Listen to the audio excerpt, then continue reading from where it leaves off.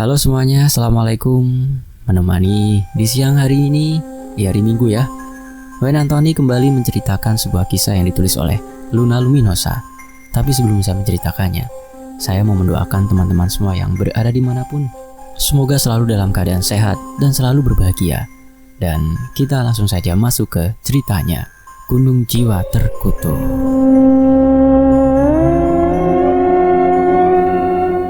Gelapnya malam tak menghentikan tindakannya. Petir menyambar menerangi wajah datar dengan mata yang menyorot kosong berwarna merah.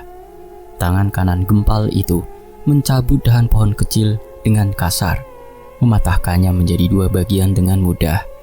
Bagian tengah yang terpotong membentuk ujung tajam yang telak membuat dia ketakutan setengah mati.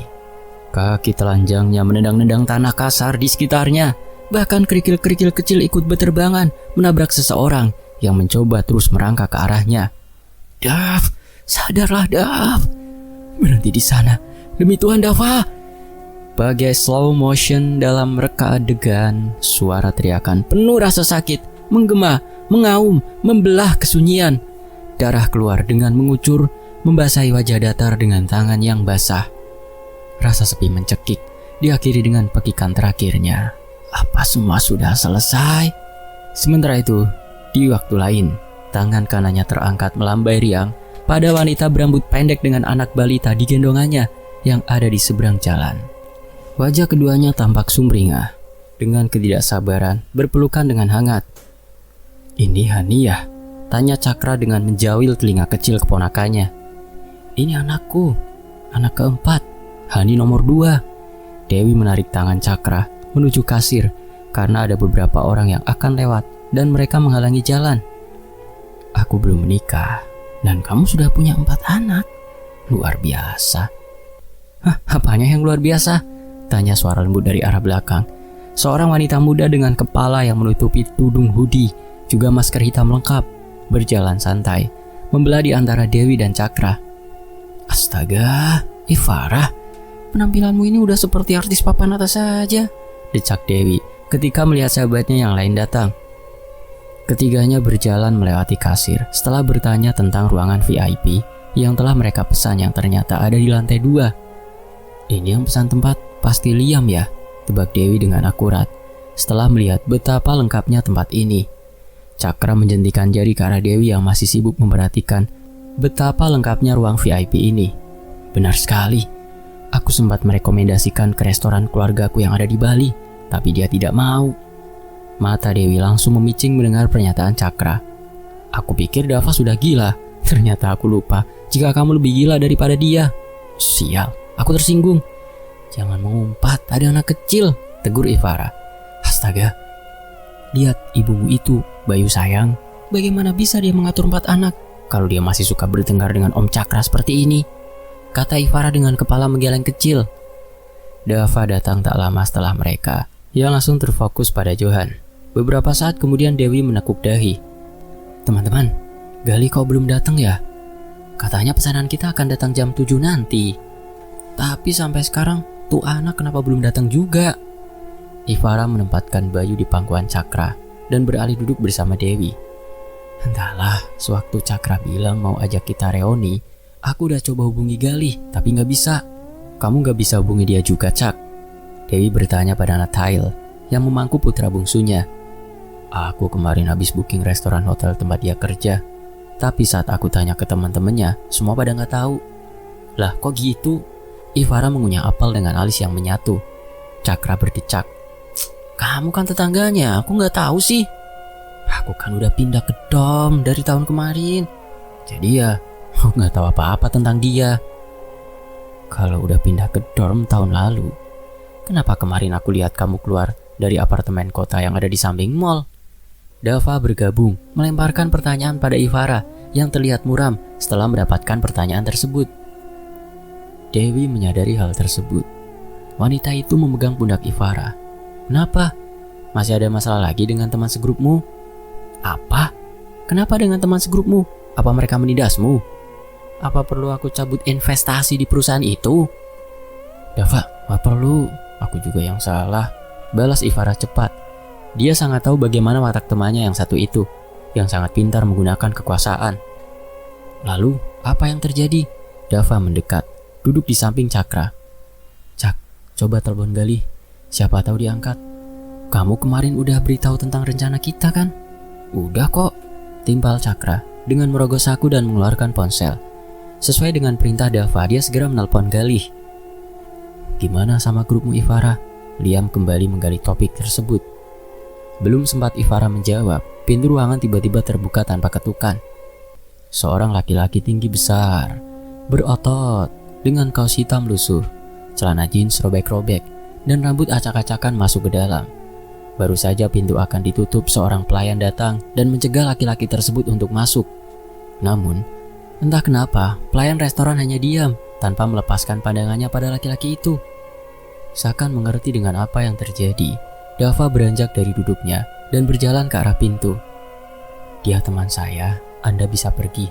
Terima kasih.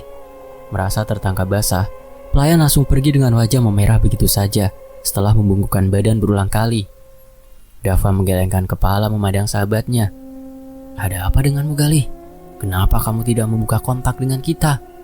Lalu ada apa dengan penampilanmu hari ini?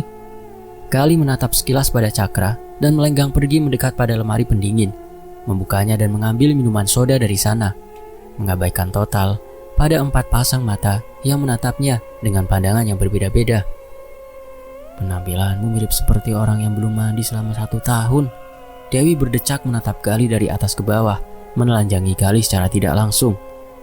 Tapi anehnya, dia tetap terlihat tampan, tambah Cakra dengan wajah iri dengki. Benci sekali. Terima saja kamu curut, tidak ada kata tampan untukmu. Dava memang tersinggung dengan sikap Galih yang seperti tidak memperdulikannya. Tapi sebagai teman yang saling mengenal dari bangku sekolah dasar, dia tahu jika saat ini Galih tidak dalam perasaan yang baik-baik saja. Mereka berkumpul menghabiskan waktu dengan banyak bercanda dan mengobrol. Tinggal di kota yang berbeda-beda dengan kesibukan masing-masing yang tentunya bertabrakan, mereka mencoba menggunakan waktu ini sebaik mungkin. Cakra menatap satu persatu wajah sahabat yang menjadi kenangan termanis dan menyenangkan semasa sekolah. Dulu, kita kalau mau naik gunung tinggal bikin rencana 1 hari, terus besoknya berangkat. Aku juga ingat aku harus berdiri selama 2 jam karena menunggu Galih keluar dari rumah dengan Ivara. Yang lain tertawa keras, apalagi Ivara. Kamu harus ingat juga, aku dulu harus membohongi ibu Galih untuk bisa pergi dari rumah. Waktu itu kebetulan papa mama harus ke Bali dan aku dititipkan ke rumah Galih. Lupakan tentang 2 jam menunggu, balas Dewi dengan menggebu-gebu. Aku dulu pernah kalian tinggalkan di pos 2 selama 1 hari penuh. Hei, bukankah kita sudah menjelaskannya? Kita ingat banget kalau kamu tuh masih ada di belakang kita waktu itu. Kita sempat ngobrol, tapi kamunya aja yang gak jawab-jawab. Ya kan Galih?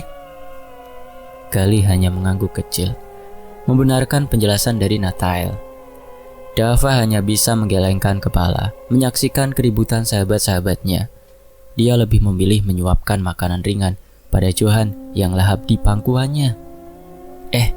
Bagaimana kalau kita muncak lagi?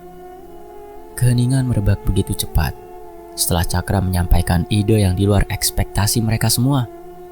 Cak, kau membual? Untuk apa aku membual? Jawab Cakra pada Dewi yang tampak meremehkannya. Ayolah, kita ini masih berjiwa muda. Plan 1 hari, hari berikutnya kita berangkat. Mudah kan? Jangan bercanda, tegur Dava dengan suara serak. Dia sesap teh miliknya dan kembali berbicara. Kita semua tentu saja memiliki kesibukan masing-masing dan gak bakal mungkin bisa langsung berangkat seperti itu.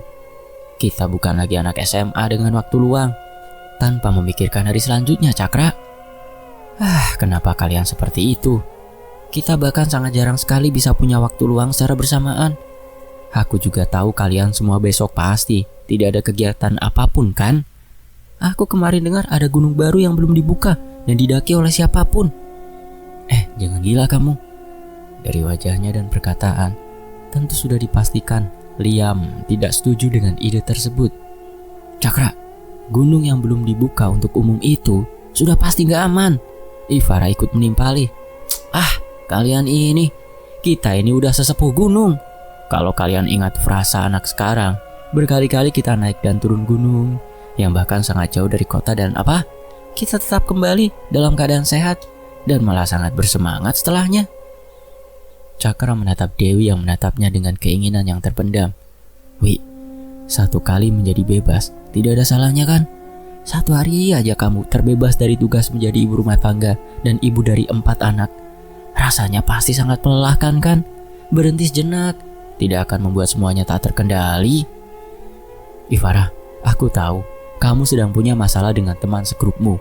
Sekarang kamu sedang cuti dan tidak ikut andil dalam album terbaru bulan depan, ya kan?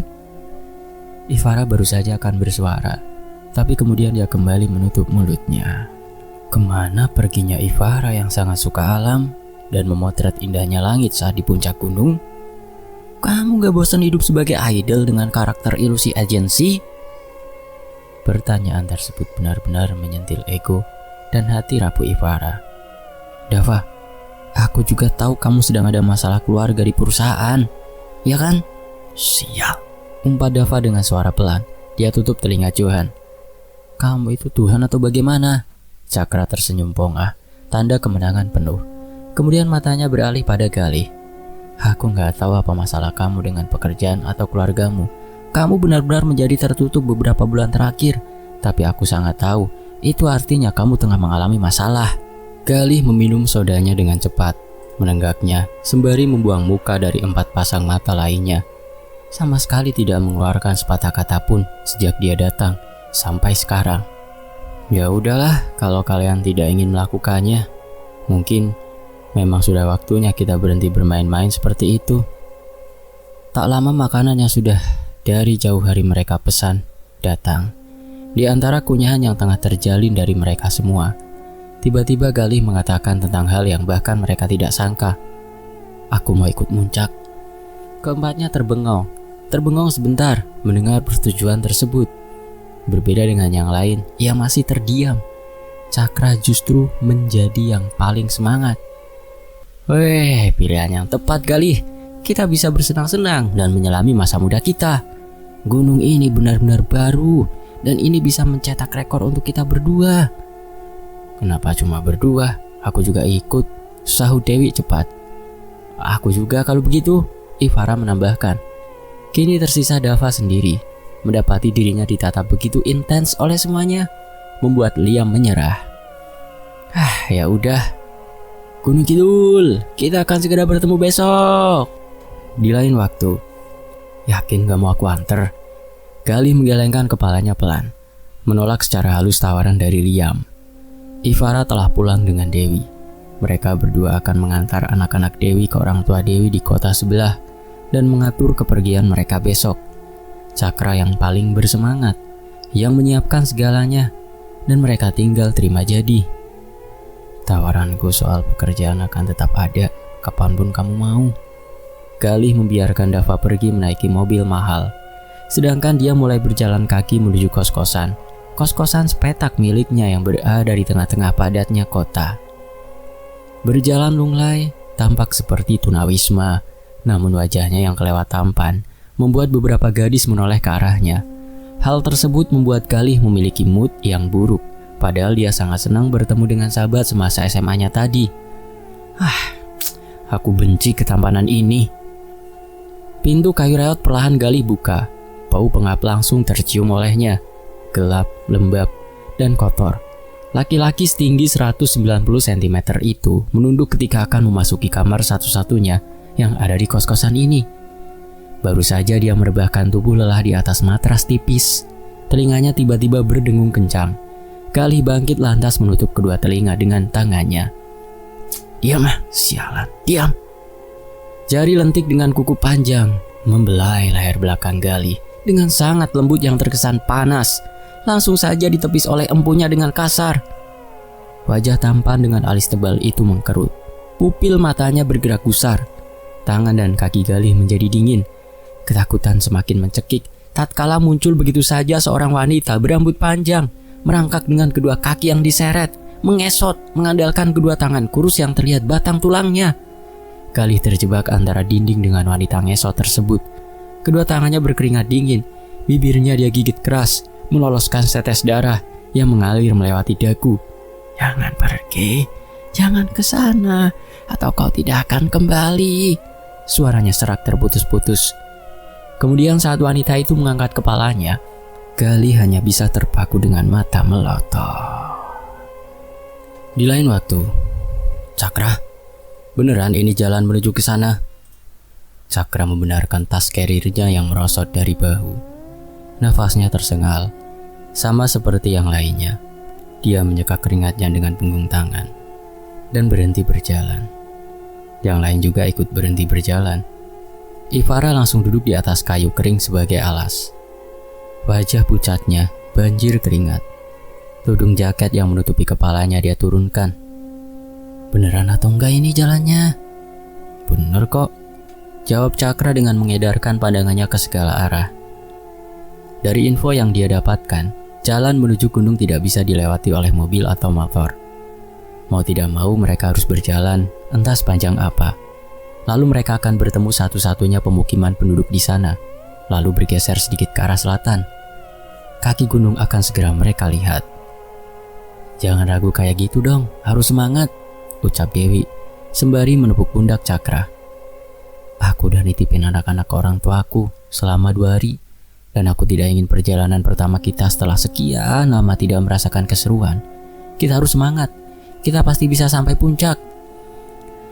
Dewi menatap mereka satu persatu yang mulai tersenyum dan memberikan anggukan. Dava menepuk puncak kepala Dewi lembut. "Galih, tolong tarik kedua tanganku, aku gak bisa berdiri." Galih dengan sangat enteng mengangkat tubuh kecil kurus Ivara dalam gendongan satu tangan.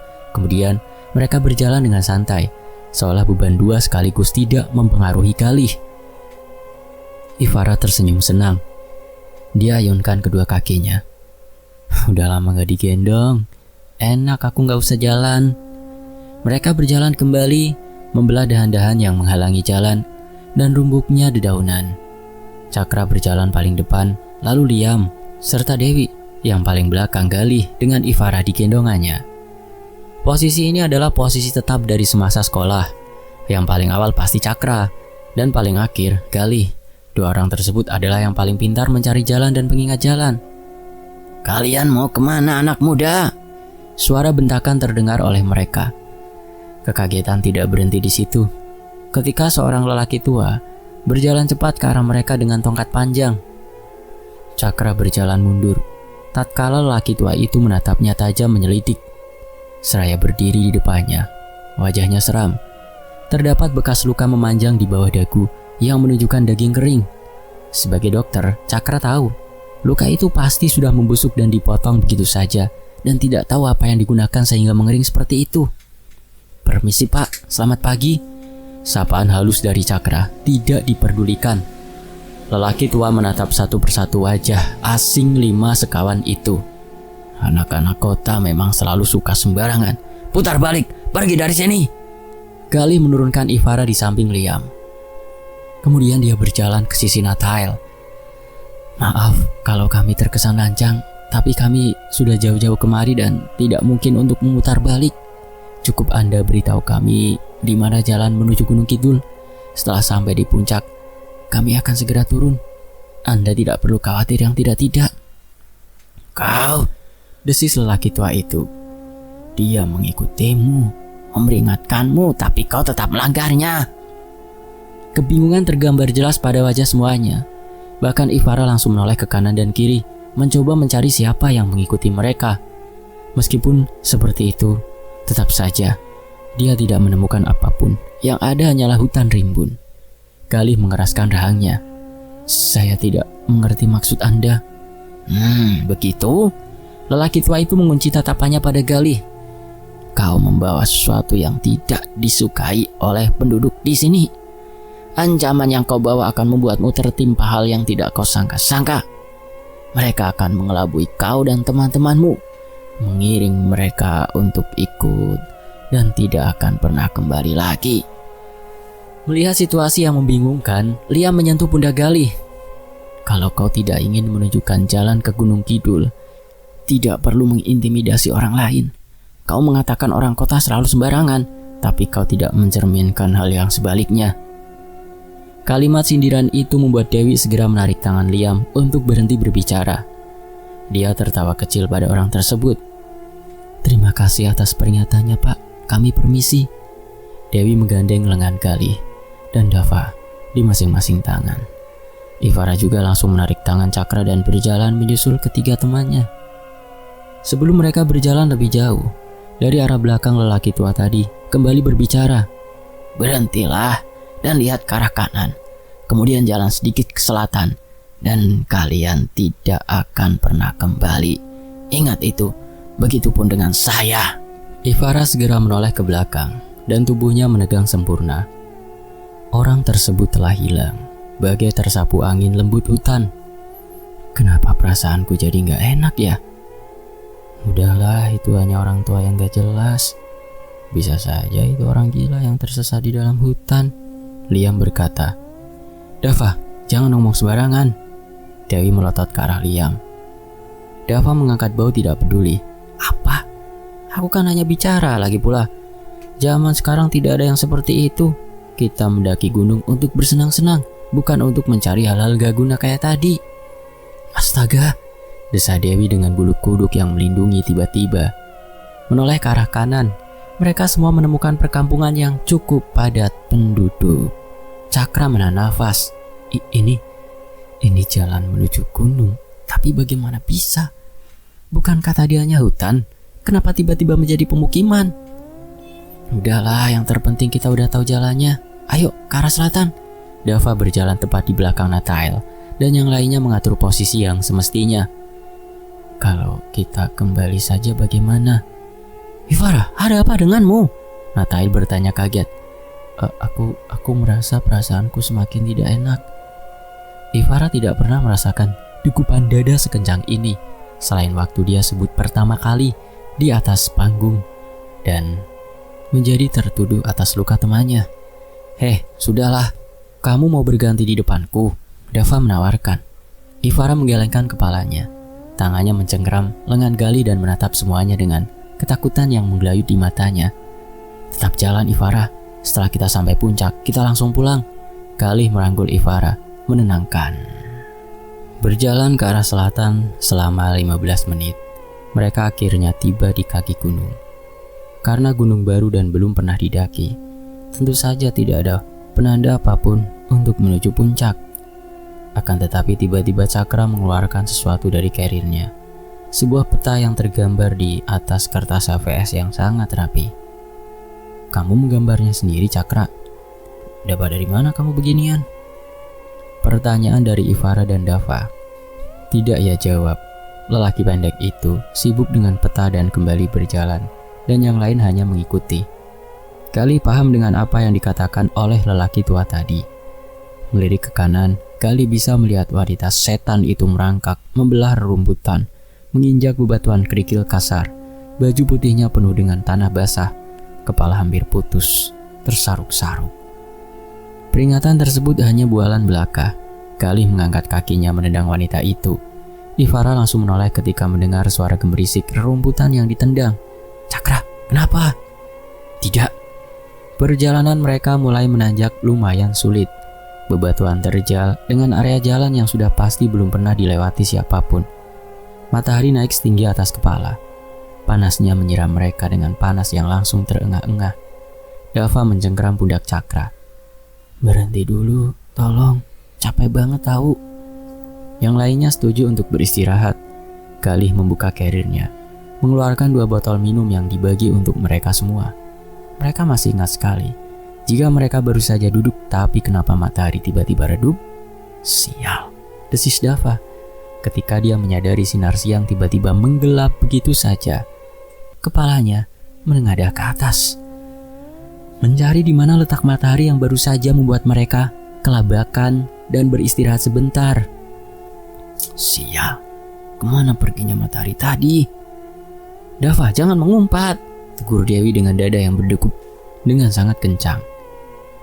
Matahari tenggelam dengan sempurna. Kegelapan mengunci mereka dengan ketakutan yang perlahan mulai menguap. Suara jangkrik terdengar samar. Sejauh mata memandang, tidak ada yang bisa mereka temukan. Ivara meraba tangan Dewi yang sebelumnya ada di sebelahnya, tapi tidak ada. "Dewi, kamu di mana? Ada apa?" Cakra segera merogoh ponsel. Menyalakan sender, diikuti yang lain. Dewi hilang dari kumpulan mereka. Gali langsung berdiri. Semuanya menjadi runyam, tidak karuan. Di mana Dewi? Apa dia tertinggal di belakang? Cakra bertanya dengan pertanyaan tidak jelas. Ivara mencoba mengukuhkan kedua kakinya yang bergetar ketika ikut berdiri. Tidak mungkin. Dia tadi ada di sampingku, demi Tuhan. Dewi di mana? Ivara, tenang dulu, jangan berteriak. Ini salah kamu, Dava. Kenapa kita nggak langsung putar balik aja sekarang? Kita cari Dewi. Dava tampak sangat tidak setuju dengan apa yang dikatakan Ivara. Ngomong kosong, kenapa kamu jadi menyalahkan aku sih? Kita semua kesini juga karena kesepakatan bersama. Cakra yang mencari gunung ini, salahkan dia saja. Papaan kamu ini, Dava? Kenapa kalian jadi saling menyalahkan sih? Cakra memaki Dava dalam hati. Terbiasa jadi bos. Kamu sekarang semakin suka menyuruh orang. Kening Dava mengerut. Bicara yang sopan. Gali tidak bisa menghentikan pertengkaran tersebut. Kaki kanannya dicengkeram kasar dari bawah. Ketika dia mengarahkan senter ponsel ke arah kaki, tenggorokannya tercekat.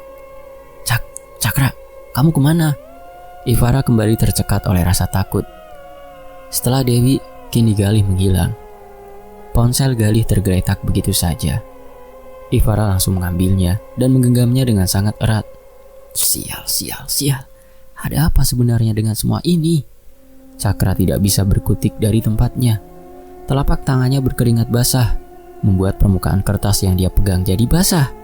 Kengerian atas hilangnya teman-temannya yang secara logika tidak bisa dipercaya membuat dia gamang atas kecemasan dan kengerian yang bercampur menjadi satu. Dokter, putra saya bagaimana? Dia tidak apa-apa kan? Dia selamat kan? Jawab dokter. Bendakan itu terdengar sangat jelas di telinga Cakra.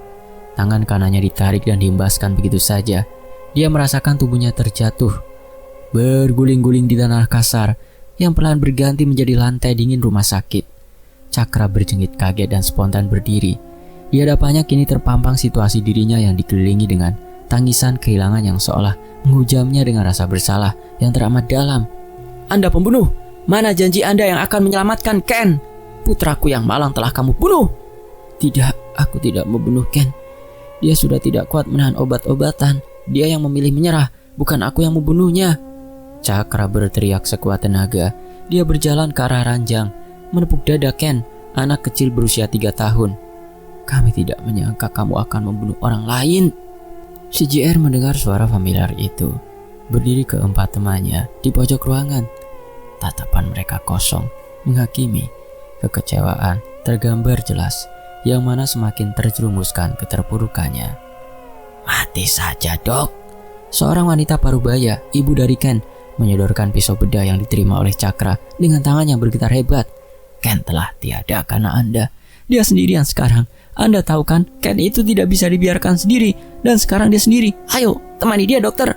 Tebus rasa bersalah dengan menemaninya. Ayo, cepat. Sementara itu melihat Cakra yang hanya terpaku dengan derai air mata.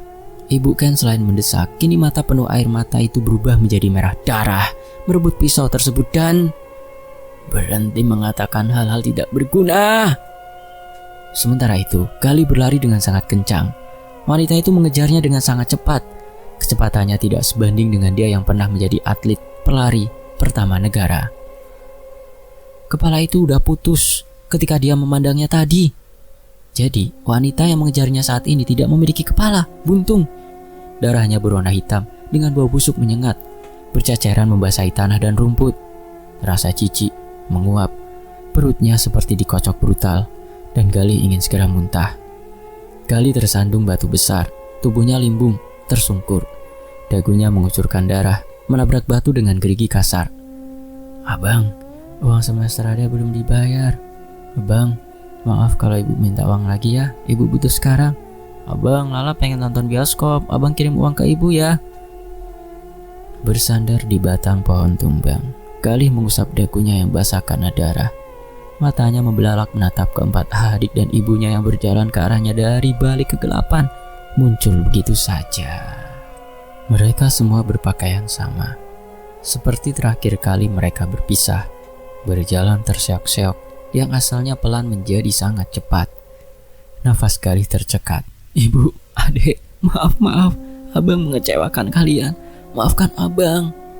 Kenapa abang tidak pulang? Adiknya yang paling kecil merangsek maju. Dia berjalan mengesot seperti wanita yang selama ini mengganggunya. Adek, jangan berjalan seperti itu adek. Kamu seperti aku. Suara wanita itu terdengar bersamaan kemunculan tepat di wajah Galih. Galih bisa melihat dengan jelas ulat-ulat hitam yang menggerogoti leher membusuk itu. Terlihat gemuk, menggeliat, dan mengeluarkan bau yang sangat tidak sedap. Tidak! Ivara baru saja akan memisahkan Cakra dan Dava yang bertengkar. Ketika dia mendengar seseorang menjeritkan namanya, Ivara, pasti Ivara yang melakukan hal ini. Dia sudah lama menaruh rasa cemburu pada Sinta. Jadi dia dengan sangat sengaja mematahkan pergelangan kaki Sinta agar dia saja yang menjadi center group. Laila, kenapa kamu menuduh Ivara seperti itu? Ratna, tidak perlu membela Ivara. Sekarang tanya pada Siva sendiri. Sinta, jawab. Yang melakukan ini semua Ivara kan ya? Tidak. Ivara menjerit dengan suara melengking. Semuanya menatap ke arahnya dengan pandangan datar yang tampak menghakimi. Suara Ivara mendadak tercekat di tengah-tengah tenggorokan. Mulutnya terbuka, tanpa ada satu kata pun yang bisa dia keluarkan. Jadi, bukan kamu yang melakukan ini? Leader grup Ivara bertanya. Tidak, bukan aku. Diri Ivara, ketakutan setengah mati, membuat keringat turun deras dari dahinya. Dadanya sesak. Tuduhan tak berdasar itu hampir menghilangkan nyawanya. Benarkah? Astaga, ternyata idola kita seorang pembuli. Ivara, kamu adalah idol yang memalukan. Kamu tidak pantas tetap bersama di grup. Kamu jelek, wajahmu buruk rupa. Tidak pantas menjadi center. Jelek, jahat. Tidak, aku tidak melakukan apapun. Hutan yang semula sangat sepi. Matahari yang telah tenggelam membawa dalam kegelapan. Tiba-tiba saja penuh sesak ramai orang-orang. Kesemuanya seakan mendesak Ivara untuk berjalan mundur. Mereka mengangkat tangan, menyoraki dan berteriak sangat keras. Kaki Ivara terus berjalan ke belakang, tanpa melihat ada apa di belakang sana. Dia tidak ingin dibenci, dia ingin dicintai. Dia ingin tetap menjadi center. Jangan benci aku, jangan hakimi aku tidak melakukan apapun. Sesaat Ivara merasa tubuhnya melayang jatuh. Saat ujung kakinya tidak lagi menginjak permukaan tanah. Tolong! Sementara itu, Dava merasa kemarahannya semakin menggebu-gebu ketika Cakra berbalik badan begitu saja meninggalkan dia. Cakra sialan. Kamu yang anak sialan, Dava. Kamu tidak akan pernah bisa sama seperti kakakmu. Kamu itu produk gagal. Ibu telah menaruh harapan yang sangat besar kepadamu, Cakra. Ibu Cakra menunjukkan wajah kecewa yang sedetik kemudian berubah drastis. Dasar anak gak jelas, menyesal aku membesarkanmu. Seharusnya aku hanya punya satu anak saja. Kakakmu lebih dari cukup. Ibu, cicit Dava. Jangan mengatakan hal itu, Bu. Aku masih putramu, Bu. Kamu bukan putra kami. Benar, Dava. Kamu itu hanya produk gagal. Kamu bahkan tidak bisa menyalip aku, si ranking 1 paralel sekolah. Sangat berbeda dengan kakakmu yang luar biasa itu. Sekonyong-konyong. Galih kembali datang dengan wajah meremehkan. Dava yang mendengar itu menjadi sangat marah. Sesuai kesepakatan mereka berdua, tidak ada yang boleh membahas pencapaian nilai. Namun apa yang dilakukan Cakra membuatnya kehabisan kesabaran. Kamu brengsek. Tiba-tiba Cakra hilang dalam pandangannya. Dava berbalik badan, melihat Cakra yang berdiri dengan kedua tangan kosong yang menengadah. Dia berjalan dengan sangat cepat, merenggut baju kerah Cakra kasar. Menamparnya 2 kali, mendorong Cakra, dan menendang laki-laki itu, tapi di pinggang. Mata Dava yang awalnya berkilat marah, berubah sangat cepat, kosong, berwarna merah, dan hanya menatap lurus pada Cakra yang tersengal. Meringis merasakan rasa sakit di tubuhnya. Dava, ada apa dengan kamu? Kenapa kamu menendangku? Ucap Cakra dengan dengusan sakit. Kau. Sementara itu, di sisi lain, Dewi menutup kedua telinganya. Ibu, aku mau yang kayak Kak Nino. Ibu kenapa pilih kasih sih? Mentang-mentang Kak Andre yang dapat piala, ibu gak mau ngasih aku hadiah. Aku mau milik bara, aku gak mau yang ini. Kenapa yang gak mau tidur sama aku? Ayah, ayah, ayah, teriaknya dengan sangat kencang, menggema, menampik rasa takut di tengah kegelapan. Ayah, bantu ibu, jangan biarkan ibu sendiri yang mengurusi anak-anak. Ayah, ibu lelah, bantu ibu. Dewi merasa semua rasa lelahnya bertumbuh di kedua pundaknya. Lelah fisik yang bekerja 24 jam tanpa berhenti, anak-anak yang tidak bisa diam, kegiatan sekolah mereka ditambah harus mengerjakan pekerjaan rumah yang tiada habisnya. Lelah batin yang dia rasakan semakin terasa mencekik kewarasannya. Dewi menengadah, menatap anak-anaknya yang berdiri menjulang di depannya. Tatapan mereka yang biasa polos, kerinduan, dan kesucian berganti menjadi tajam dan melotot. Detak jantung Dewi berhenti sejenak. Mereka bukan anak-anaknya. Ludahnya dia telan susah payah. Kepala mengedar ke segala arah dan kesemuanya hanya kegelapan. Semua ini pasti hanya ilusi. Iya, hanya ilusi. Dewi bangkit dari jatuhnya, segera berlari ke arah selatan setelah dia mendengar suara teriakan Galih. Galih! Jerit Dewi tidak tertahankan. Gelapnya malam tak menghentikan Dava. Petir menyambar menerangi wajah datar dengan mata yang menyorot kosong berwarna merah. Tangan kanan gempal itu mencabut dahan pohon kecil dengan kasar, mematahkannya menjadi dua bagian dengan mudah. Bagian tengah yang terpotong membentuk ujung tajam yang telak membuat dia ketakutan setengah mati. Kaki telanjang Cakra menendang-nendang tanah kasar di sekitarnya. Bahkan kerikil-kerikil kecil ikut berterbangan menabrak seseorang yang mencoba terus merangkak ke arahnya. Dav, sadarlah Dav. Berhenti di sana. Demi Tuhan. Dewi kalang kabut. Bagai slow motion dalam reka satu adegan, suara teriakan penuh rasa sakit menggema, mengaum membelah kesunyian. Darah keluar dengan mengucur, membasahi wajah datar dengan tangan yang basah. Rasa sepi mencekik, diakhiri dengan pekikan terakhirnya. Apa semua sudah selesai? Berhentilah Dava, sudah. Dewi melindungi Cakra hingga lengannya yang tertusuk oleh batang pohon tajam tersebut. Seakan buta akan segala hal, dengan mudah Lia mendorong Dewi yang terluka dan akan kembali mencekik Nathael. Lari Cakra, lari, cepat, sembunyi. Cakra langsung mengerti dan berlari entah kemana di kegelapan malam dan bersandar di pohon besar, menahan nafas dan berusaha tenang. Dia tahu Dava masih mengejarnya. Sedangkan pada Dewi, dia segera mengambil ponsel Cakra yang senter ponselnya masih hidup. Segera dia cari jalan turun yang sangat terjal. Beberapa kali dia tersungkur, darah terus mengucur dari lengannya hingga dia sudah tidak sanggup. Baru saja dia akan jatuh pingsan, seseorang menopang tubuhnya. Tolong teman-temanku. Anak kota memang selalu lancang. Setelahnya Dewi tidak mengingat apapun. Semakin kegelapan yang berlipat ganda menelannya. Ketika Dewi terbangun, dia sudah berada di atas ranjang kayu, bersebelahan dengan Ivara yang kaki kanannya dibungkus dengan kain tebal. Wanita itu terlonjak kaget. Dia berdiri mengamati ranjang-ranjang yang berjejer diisi oleh teman-temannya. Dava bersebelahan dengan Cakra yang kepalanya dililit kain seperti Ivara.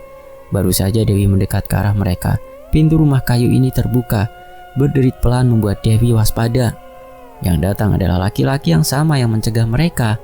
Beliau memperkenalkan diri sebagai Mbah Ki Jowo. Dewi hanya bisa menurut saat dia disuruh mendekat dan duduk di tanah kasar tanpa alas. Masih mau mendaki sampai ke puncak? Pertanyaan itu lantas dibalas Dewi dengan gelengan keras. Mbah Ki Jowo menghela nafas kecil. Aku tahu dia, ucapnya sembari menunjuk Galih yang ternyata tidur di satu ranjang yang berbeda. Dia punya pengikut yang tidak akan pernah meninggalkan dia. Coba lihat lagi ke arah temanmu itu.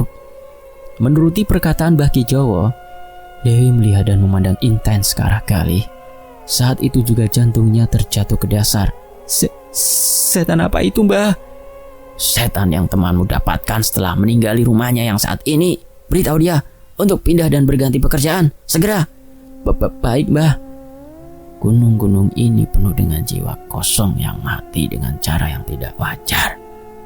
Mereka berkumpul, membuat trauma kalian menjadi nyata dan membunuh perlahan. Kamu pasti sudah mengalaminya kan? Pikiran-pikiranmu di kepalamu. Mbah Ki Jowo bertanya memastikan. Iya Mbah. Ya, itu adalah ketakutan yang tidak berdasar dari kesempurnaan kalian semua. Setelah ini akan ada ambulan yang menjemput kalian. Kamu Dewi, pastikan semua teman-temanmu tetap menjadi satu. Pastikan mereka bisa menerima trauma dan masalah yang tengah mereka hadapi.